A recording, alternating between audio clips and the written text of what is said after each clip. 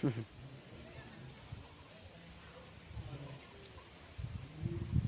ต่งมาแย่แต่งมาเนื้อ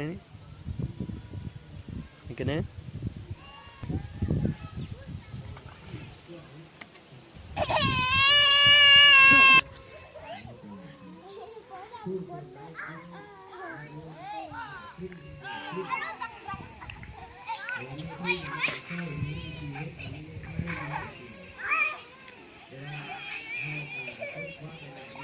เด็กจำนวนนี้กำลังต้องการความช่วยเหลือเนาะ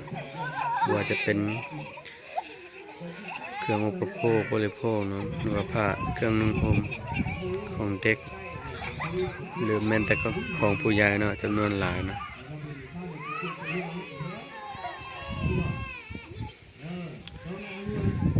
ให้เห็นเด็กหลายคนเนาะบางคนก็อาจจะมีแต่เสื้อบ่มีส่งบางคนอาจจะมีส่งแต่บ่มีเสื้อใส่ซึ่งว่าเด็กพวกนี้กำลังความต้องการความช่วยเหลืออย่างหลวงหลายเนาะขอย้ำว่ามีความต้องการความช่วยเหลืออย่างหลวงหลายเนาะ